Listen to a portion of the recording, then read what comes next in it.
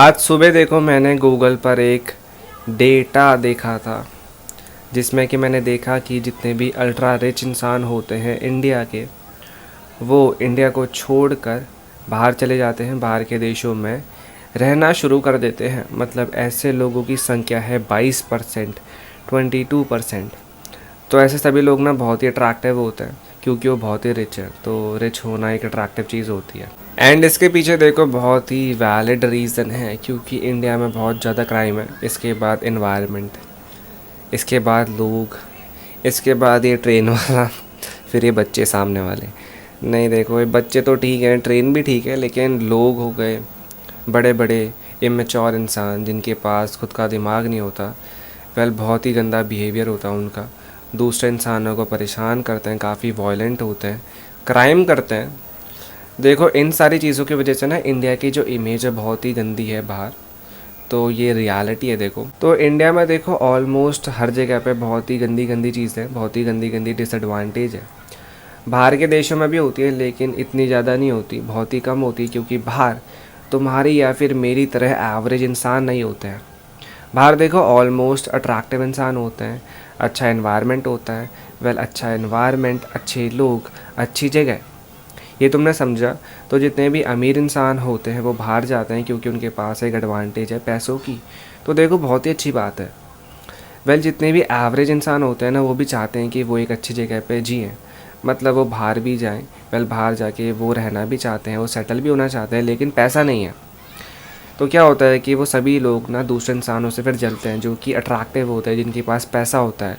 वो बोलते हैं कि देखो ये जितने भी लोग बाहर जा रहे हैं जिनके पास बहुत पैसा है, तो बहुत पैसा है इसलिए वो अपने देश के साथ कर रहे हैं देशद्रोह।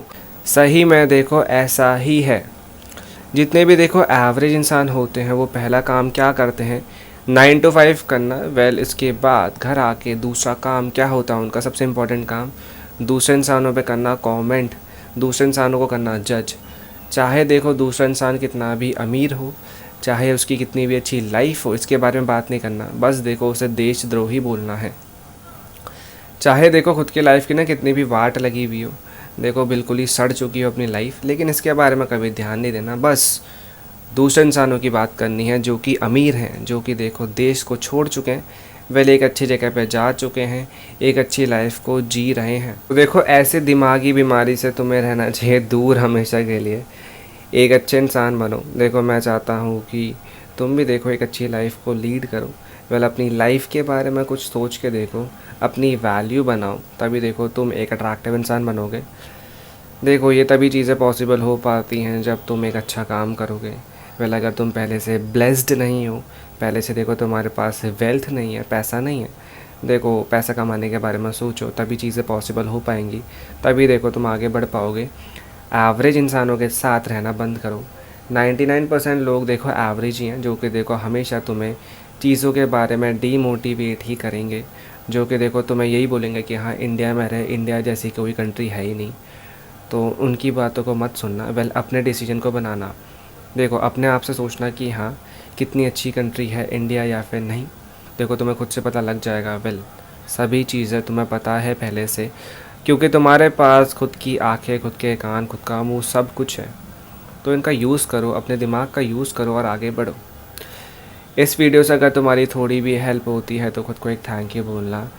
ये रहा तुम्हारे लिए एक बहुत ही बड़ा आईना। साथ ही साथ ये रियलाइज़ करो कि तुम रियलिटी में हो। अपनी लाइफ को देखो इतना सीरियसली लेना कि तुम्हारी लाइफ चेंज हो जाए, तुम एक अट्रैक्टिव इंसान बन जाओ। मेरी वीडियो काफ़ी फ़नी हो सकती है, मेरी वीडियो और तुम्हारी लाइफ का देखो कोई रिलेशन नहीं है। बस देखो तुम्हारा और तुम्हारी लाइफ का साथ में एक कनेक्शन है, एक रिलेशन है। तो अपनी लाइफ को, फ्यूचर को, आसपास के लोगों को बदलने के बारे में सोचो, सभी चीज़ों को अच्छा करो, एक अट्रैक्टिव इंसान बनो। वेल इस वीडियो के लिए इतना ही। बाय।